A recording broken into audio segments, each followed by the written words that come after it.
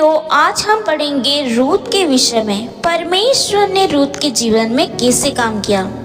रूत अध्याय 1 से लेकर अध्याय 4 तक आज हम पढ़ेंगे। प्रियो, जिन दिनों में न्यायी लोग राज्य करते थे, उन दिनों में देश में अकाल पड़ा। तब यहूदिया के बेतलेहम का एक पुरुष अपनी स्त्री और दोनों पुत्रों को संग लेकर मोआब के देश में परदेसी होकर रहने के लिए चला। उस पुरुष का नाम एलीमेलेक और उसकी पत्नी का नाम नोमी और उसके 2 बेटों के नाम महलोन और किलोन थे। ये एप्राती अर्थात यहूदिया के बेतलेहम के रहने वाले थे। वे मोआब के देश में आकर वहां रहे और नोआमी का पति एलीमेलेक मर गया और नोआमी और उसके दोनों पुत्र रह गए और उन्होंने एक मोआबी स्त्री ब्याह ली। एक स्त्री का नाम ओपा और दूसरी का नाम रूत था। फिर वे वहां कोई 10 बरस रहे। जब महलोन और किलोन दोनों मर गए, तब नोआमी अपने दोनों पुत्रों और पति से वंचित हो गई। प्रियो, तब वह मोआब के देश में यह सुनकर कि यहोवा ने अपनी प्रजा के लोगों की सुधि लेके उन्हें भोजन वस्तु दी है, उस देश से अपनी दोनों बहुओं समेत लौट जाने को चली। अतः वह अपनी दोनों बहुएं समेत उस स्थान से जहाँ रहती थी निकली और उन्होंने यहूदा देश को लौट जाने का मार्ग लिया। तब नोआमी ने अपनी दोनों बहुओं से कहा, तुम अपने अपने मायके लौट जाओ और जैसे तुमने उनसे जो मर गए हैं और मुझसे भी प्रीति की है, वैसे ही यहोवा तुम पर कृपा करे। यहोवा ऐसा करे कि तुम फिर अपने अपने पति के घर में विश्राम पाओ। तब नोआमी ने प्रियो उनको चूमा और वे चिल्ला चिल्ला कर रोने लगी और उससे कहा, निश्चय हम तेरे संग तेरे लोगों के पास चलेंगे। पर नोआमी ने कहा, प्रियो, हे मेरी बेटियों, लौट जाओ। तुम क्यों मेरे संग चलोगी? क्या मेरी कोख में और पुत्र है जो तुम्हारे पति हो? हे मेरी बेटियों, लौट कर चली जाओ, क्योंकि मैं पति करने को बूढ़ी हो चुकी हूँ। और चाहे मैं कहती भी कि मुझे आशा है और आज की रात मेरा पति होता भी और मेरे पुत्र भी होते, तो भी क्या तुम उनके सयाने होने तक आशा लगाए ठहरती रहती और उनके निमित्त पति करने से रुकी रहती? हे मेरी बेटियों, ऐसा ना हो, क्योंकि मेरा दुख तुम्हारे दुख से बहुत बढ़कर है। देखो, यहोवा का हाथ मेरे विरुद्ध उठा है। तब वे चिल्ला चिल्ला कर फिर से रोने लगी और ओपा ने तो अपनी सास को चूमा, परंतु रूत उससे अलग ना हुई। प्रियो, तब नोआमी ने कहा, देख, तेरी जेठानी तो अपने लोगों और अपने देवता के पास लौट गई, इसलिए तू अपनी जेठानी के पीछे लौट जा। प्रियो, परंतु रूत बोली, तो मुझसे यह विनती न कर कि मुझे त्याग या छोड़कर लौट जा, क्योंकि जिधर तू जाएगी उधर मैं भी जाऊंगा। जहाँ तू टिके वहाँ मैं भी टिकूंगी। तेरे लोग मेरे लोग होंगे और तेरा परमेश्वर परमेश्वर मेरा होगा। जहाँ तू मरेगी वहाँ मैं भी मरूंगी और वहीं मुझे मिट्टी दी जाएगी। यदि मृत्यु छोड़ और किसी कारण में तुझसे अलग ना हो, तो यहोवा मुझसे वैसा ही वरन उससे भी अधिक करे। जब नोआमी ने यह देखा कि वह मेरे संग चलने को तैयार है, तब उसने उससे और बात ना कही। प्रियो, अतः वे दोनों चल पड़ी और बेतलेहम को पहुंची। उनके बेतलेहम में पहुंचने पर सारे नगर में उनके कारण हलचल मच गई और स्त्रियां कहने लगी, क्या यह नोआमी है? उसने उनसे कहा, मुझे नोआमी ना कहो, मुझे मारा कहो, क्योंकि सर्वशक्तिमान मुझको बड़ा दुख दिया है। मैं भरी पूरी चली गई थी, परंतु यहोवा ने मुझे खाली हाथ लौटाया है। इसलिए जबकि यहोवा ही ने मेरे विरुद्ध साक्षी दी और सर्वशक्तिमान ने मुझे दुख दिया है, फिर तुम मुझे क्यों नौमी कहते हो? इस प्रकार नौमी अपनी मोआबिन बहू रूत के साथ लौटी प्रियो, जो मोआब देश से आई थी, और वे जो कटने के आरंभ में बेतलहम में पहुंचे थे। प्रियो, नौमी के पति एलीमेलेक के कुल में उसका एक बड़ा धनी कुटुंब था, जिसका नाम बोआज था। मोआबिन रूत ने नौमी से कहा, मुझे किसी खेत में जाने दे कि जो मुझ पर अनुग्रह की दृष्टि करे, उसके पीछे पीछे मैं शीला बीनते जाऊं। उसने कहा, चली जा बेटी। इसलिए वह जाकर एक खेत में लवने वालों के पीछे बीनने लगी, और जिस खेत में वह संयोग से गई थी वह एलीमेलेक के कुटुंबी बोआज का था प्रियो। और बोआज बेतलहम से आकर लवने वालों से कहने लगा, यहोवा तुम्हारे संग रहे। और वे उससे बोले, यहोवा तुझे आशीष दे। तब बोआज ने अपने उस सेवक से जो लवने वाले के ऊपर ठहराया गया था पूछा, वह किसकी कन्या है? जो सेवक लवने वालों के ऊपर ठहराया गया था प्रियो, उसने उत्तर दिया, वह मोआबिन कन्या है, जो नोआमी के संग मोआब देश से लौट आई है। प्रियो, उसने कहा था, मुझे लवने वालों के पीछे पीछे फूलों के बीज बीनने और बाले बटोरने दे। तो वह आई और भोर से अब तक यही है, केवल थोड़ी देर तक घर में रही थी। इस प्रकार बोला। तब बोआज ने प्रियो रूत से कहा, हे मेरी बेटी, क्या तू सुनती है? किसी दूसरे के खेत में बीनने को ना जाना, मेरी ही दासियों के संग यही रहना। जिस खेत को वे लवती और उसी पर तेरा ध्यान लगा रहे, और उन्हीं के पीछे पीछे चला करना। क्या मैंने जवानों को आज्ञा नहीं दी कि तुझे तंग ना करे? और जब जब तुझे प्यास लगे तब तक तू बर्तनों के पास जाकर जवानों का भरा हुआ पानी पीना। तब वह भूमि तक झुककर मुंह के बल गिरी और उससे कहने लगे, प्रियो रूत, क्या कारण है कि तूने मुझ परदेशिन पर अनुग्रह की दृष्टि करके मेरी सुधि ली है? प्रियो, बोआज ने उत्तर दिया, जो कुछ तूने अपने पति के मृत्यु के बाद अपनी सास से किया है, और तू किस प्रकार अपने माता पिता और जन्मभूमि को छोड़कर ऐसे लोगों में आई है जिनको पहले तू ना जानती थी, यह सब मुझे विस्तार के साथ बताया गया है। यहोवा तेरी करनी का फल दे, और इज़राइल का परमेश्वर यहोवा, जिसके पंखों के तले तू शरण लेने आई है, तुझे पूरा प्रतिफल दे। प्रियो, रूत ने कहा, हे मेरे प्रभु, तेरी अनुग्रह की दृष्टि मुझ पर बनी रही, क्योंकि यद्यपि मैं तेरी दासियों में से किसी के भी बराबर नहीं हूँ, तो भी तूने अपनी दासी के मन में बैठने वाली बातें कहकर मुझे शांति दी है। फिर खाने के समय प्रियो, बोआज ने रूत को कहा, यहीं आकर रोटी खा और अपना कोर सिर के में डुबा। तो वह लावने वाले के पास बैठ गई प्रियो, और उसने उसकी सुनी और भुनी हुई बालें दी, और वह खाकर तृप्त हुई, वरन कुछ बचा भी ली। जब वह बीनने को उठी, तब बोआज ने अपने जवानों को आज्ञा दी कि उसके पुलों के बीच बीच में भी बीनने दो, और दोष मत लगाओ, वरन मुट्ठी भर जाने पर कुछ कुछ निकाल कर गिरा भी दिया करो, और उसके बीनने के लिए छोड़ दो, और उसे डांटना मत। इस प्रकार बोआज ने कहा प्रियो। अतः वह सांझ तक खेत में बीनती रही। तब जो कुछ बीन चुकी उसे फटका, और वह कोई एपा भर जो निकला।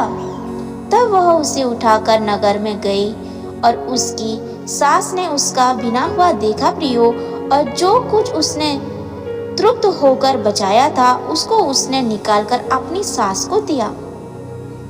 प्रियो, रूत की सास ने रूत को पूछा, आज तू कहाँ बीनती और कहाँ काम करती थी? धन्य धन्य वह हो जिसने तेरी सुधि ली है। तब रूत ने अपनी सास से कहा, प्रियो, कि मैंने किसके पास काम किया और कहाँ जिस पुरुष के पास मैंने आज काम किया उसका नाम बोआज है। नोमी ने प्रियो अपनी बहू से कहा, वह यहोवा की ओर से आशीष पाई, क्योंकि उसने ना तो जीवित पर से और ना मरे हुए पर से अपनी करुणा हटाई। फिर नोमी ने रूत से कहा, वह पुरुष तो हमारा एक कुटुंबी है, वरन उनसे जिसको हमारी भूमि छुड़ाने का अधिकार है। फिर रूत मोआबिन से बोली, उसने मुझसे यह भी कहा, जब तक मेरे सेवक मेरी सारी कटनी पूरी ना कर चुके तब तक उन्हीं के संग संग लगी रहे। प्रियो, नवाबी ने अपनी बहू रूत से कहा, मेरी बेटी, यह अच्छा भी है कि तो उसी की दासियां के साथ साथ जाया करे और वे तुझको दूसरे के खेत में ना मिले। इसीलिए रूत जौ और गेहूं दोनों के कटने के अंत तक बीनने के लिए बोआज की दासियां के साथ साथ लगी रही और अपने सास के यहाँ रहती थी। प्रियो, एक दिन ऐसा हुआ, उसकी सास नोमी से कहा, हे मेरी बेटी, क्या मैं तेरे लिए आश्रय ना ढूंढूं कि तेरा भला हो। प्रियो, अब जिसके दासियों के पास तू थी, क्या वह आज हमारे कुटुंबी नहीं है? वह तो आज रात को खलिहान में जो फटकेगा तो स्नान कर तेल लगा वस्त्र पहनकर खलिहान को जा, परंतु जब तक वह पुरुष खा पी ना चुके तब तक अपने को उस पर प्रकट ना करना। इस प्रकार बोलने लगी अपनी बेटी रूत को। प्रियो, और जब वह लेट जाए तब तो उसके लेटने के स्थान को देख लेना, फिर भीतर जा उसके पाप उघाड़ के लेट जाना, तब वही तुझे बताएगा कि तुझे क्या करना चाहिए। प्रियो, रूत ने उससे कहा, अपनी सास से कहा, जो कुछ तू कहती है वह सब मैं करूंगी। तब वह खलिहान को गई और अपनी सास के कहे अनुसार जब बोआज खा पी चुका और उसका मन आनंदित हुआ, तब जाकर अनाज के ढेर के एक सिर पर लेट गया। तब वह चुपचाप गई और उसके पांव उधाड़ के लेट गई। आधी रात को वह पुरुष चौंक पड़ा और आगे की ओर झुककर क्या पाया कि मेरे पांव के पास कोई स्त्री लेटी है। प्रियो, उसने पूछा, तू कौन है? प्रियो, बोआज ने रूत को पूछा कि तू कौन है? तब रूत ने बोली, मैं तो तेरी दासी हूँ रूत, तो अपनी दासी को अपनी चादर ओढ़ा दे, क्योंकि तू हमारी भूमि छुड़ाने वाला कुटुंबी है। उसने कहा, हे बेटी, यहोवा के ओर से तुझ पर आशीष हो, क्योंकि तूने अपनी पिछली प्रति पहली से अधिक दिखाई, क्योंकि तू क्या धनी क्या कंगाल किसी जवान के पीछे नहीं लगी। इसलिए अब है मेरी बेटी, मत डर, जो कुछ तू कहेगी मैं तुझसे करूँगा, क्योंकि मेरे नगर के सब लोग जानते हैं कि तू भली स्त्री है। और सच तो यह है कि मैं छुड़ाने वाला कुटुंबी हूँ, तो भी एक और है जिससे मुझसे पहले ही छुड़ाने का अधिकार है। इस प्रकार प्रियो, बोआज ने रूत को बोला, अतः रात भर ठहरी रहे और सवेरे यदि वह तेरे लिए छुड़ाने वाले का काम करना चाहे तो अच्छा वही ऐसा करे, परंतु यदि वह तेरे लिए छुड़ाने वाले का काम करने को प्रसन्न ना हो तो यहोवा के जीवन के शपथ में ही वह काम करूँगा। प्रियो, बोआज ने रूत को भोर तक लेटी रहने के लिए बोला। तब वह उसके पाँवों के पास भोर तक लेटी रही और उससे पहले कि कोई दूसरे को पहचान सके वह उठी। और बोआज ने कहा, कोई जानने ना पाए कि खलिहान में कोई स्त्री आई थी। तब बोआज ने कहा, जो चादर तू ओढ़े है उसे फैलाकर पकड़ ले। और जब उसने उसे पकड़ा तब उसने 6 नौपुए जो नाप कर उसको उठा दिया। फिर वह नगर में चली गई। जब रूत अपनी सास के पास आई तब उसने पूछा, प्रियो, हे बेटी, क्या हुआ? तब जो कुछ उस पुरुष ने उसके साथ किया था वह सब उसने उसे कह सुनाया। फिर उसने कहा, यह 6 नौपे जो उसने यह कहकर मुझे दिया कि अपनी सास के पास खाली हाथ मत जा।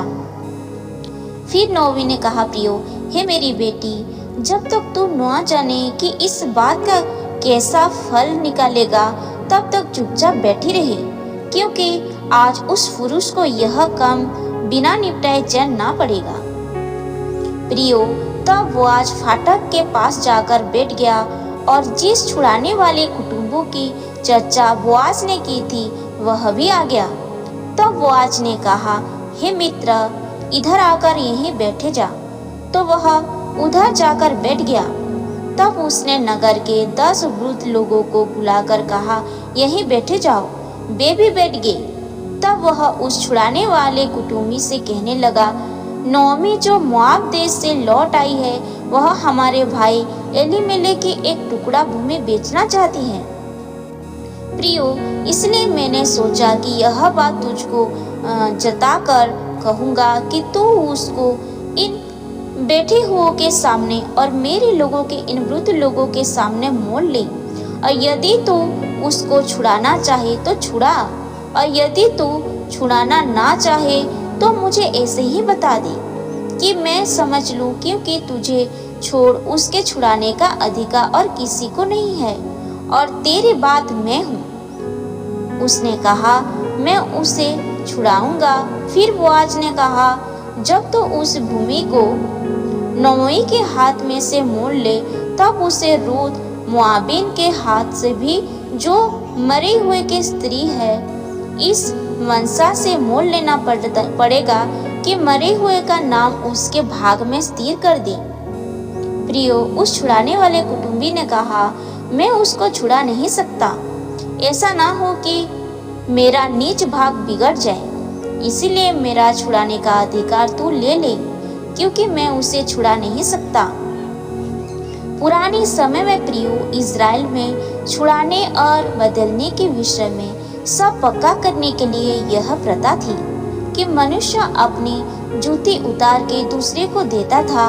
इज़राइल में प्रमाणित इसी रीति से होता था प्रियो। इसलिए उस छुड़ाने वाले कुटुंबी ने बोआज से यह कहकर कि तू उसे मोल ले, अपनी जूती उतारी। तो बोआज ने वृद्ध लोगों और सब लोगों से कहा, तुम आज इस बात के साक्षी हो कि जो कुछ एलीमेलेक का और जो कुछ किल्योन और महलोन का, या वह सब मैं नौमी के हाथ से मोल लेता हूँ। फिर महलोन की स्त्री रूत मोआबिन को भी मैं अपनी पत्नी करने के लिए इस मनसा से मोल लेता हूँ कि मरे हुए का नाम इसके नीच भाग पर स्थिर करूँ। कहीं ऐसा ना हो कि मरे हुए के नाम इसके भाइयों में से और इसके स्थान के फाटक से मिट जाए। तुम लोग आज साक्षी ठहरे हो। तब फाटक के पास जितने लोग थे, उन्होंने और वृद्ध लोगों ने कहा, हम साक्षी हैं। यह जो स्त्री तेरे घर में जाती है, उसको यहोवा इज़राइल के घराने की 2 उपजाने वाली राहेल और लिया के समान करे, और तू एप्राता में वीरता करे, और बेतलहम में तेरा बड़ा नाम हो, और जो संतान यहोवा इस जवान स्त्री के द्वारा तुझे दे, इसके कारण से तेरा घराना पेरेस का सा ही हो जाए, और तमार से यहूदा के द्वारा उत्पन्न हुआ। प्रियो, तब बोआज ने रूत को ब्याह लिया और वह उसकी पत्नी हो गई। और जब वह उसके पास गया, तब यहोवा की दया से उसको गर्भ रहा और उसके एक बेटा उत्पन्न हुआ। तब स्त्रियों ने नौमी से कहा, यहोवा धन्य है, जिसने तुझे आज छुड़ाने वाले कुटुंबी के बिना नहीं छोड़ा। इज़राइल में इसका बड़ा नाम हो, और यह तेरे जी में जी ले आने वाला और तेरा बुढ़ापे में पालने वाला हो, क्योंकि तेरी बहू जो तुझसे प्रेम रखती और 7 बेटों से भी तेरे लिए श्रेष्ठ है, उसी का यह बेटा है। फिर नौमी उस बच्चे को अपनी गोद में रखकर उसकी दाई का काम करने लगी, और उसकी पड़ोसिनी ने यह कहकर कि नौमी के एक बेटा उत्पन्न हुआ है, लड़के का नाम ओबेद रखा। प्रियो, इस प्रकार परमेश्वर ने रूत के ऊपर आशीष दी।